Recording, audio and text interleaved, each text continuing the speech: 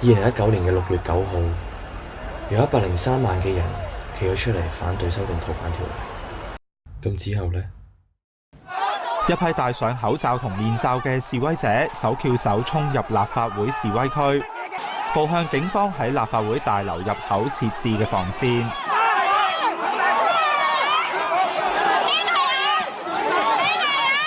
警員口頭喝止無效，開始施放胡椒噴霧，向多名示威者嘅面部施放。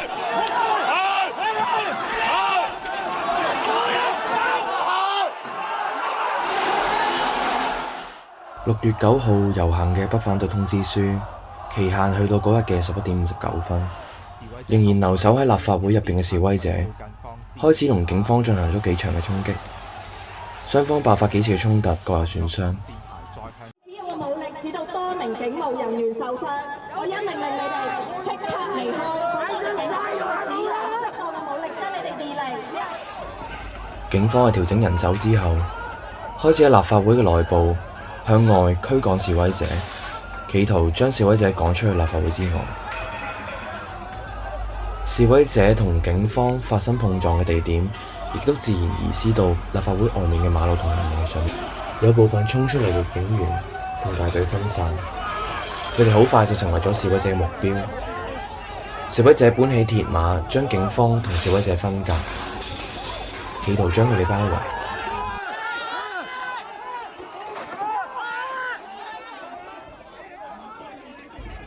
示威者所設置嘅鐵馬成功阻隔咗警方對佢哋嘅驅趕。呢批警員喺面對咁多嘅示威者壓力底下，迫於無奈要退守到立法會嘅後邊等待支援。喺警方等待支援嘅同時，示威者亦都試圖進行推進。喺一段安全嘅距離之下，警方突然間衝出嚟，向住示威者噴灑大量嘅胡椒噴劑。示威者受到胡椒噴劑嘅攻擊底下，被迫一時退卻。胡椒噴劑使用範圍之大，令到企喺旁邊嘅記者亦都受到波及，出現咳嗽等症狀。警方嘅增援逐漸到場，經過幾輪嘅衝突，剩餘嘅示威者被迫退守到會展方向。由於呢次行動冇組織同埋個人擔當領袖角色，武裝警察以特進嘅模式驅趕示威者嘅底下，原本聚集嘅示威者被迫分散。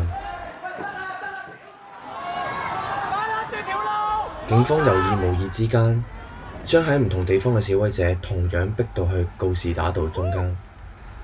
示威者成功佔領告士打道，成就咗嗰一晚第一次嘅佔領行動。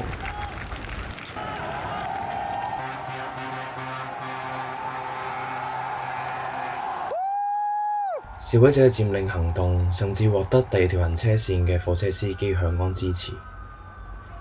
示威者開始喺告士打道設置路障，為警方之後嘅推進作出準備，希望可以減慢佢哋驅趕示威者嘅速度。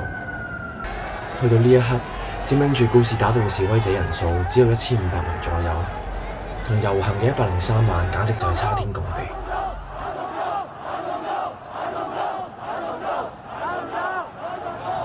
過咗一陣，大批警員到場，去為驅趕告士打道嘅示威者作出準備。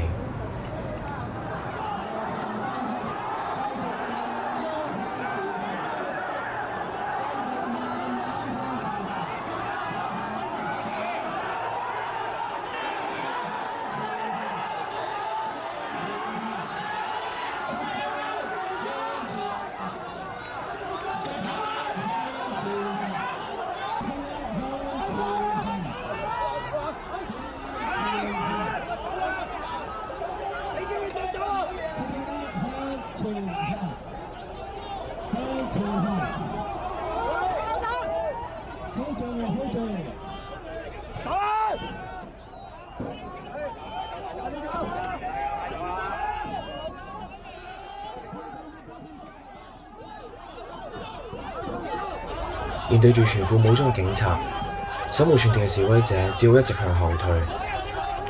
喺警方第二次嘅推進之中，原本慢慢行去驅趕示威者嘅警方，突然間向前襲擊示威者，成個驅趕行動嘅節奏突然間加快咗好多。好多嘅示威者根本就反應唔切，雙方發生咗好多嘅碰撞，有示威者更加被單獨拉到去警方嘅後邊。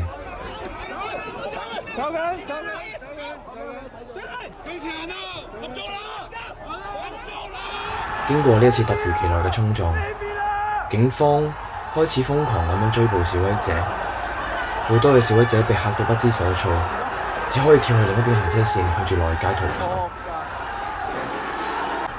又少一波啦，又少一波啦，咁樣搞一搞。辛苦聚集返嚟嘅示威者，被警方嘅推進擊潰，再一次分散。內街！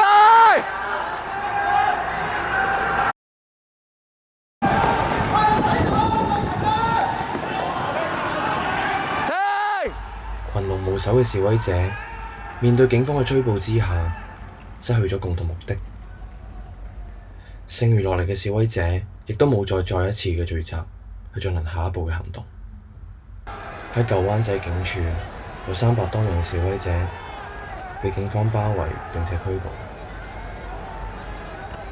遊行過後，政府發出新聞稿，話逃犯修訂條例2讀恢復正常，喺星期3照樣開會通過。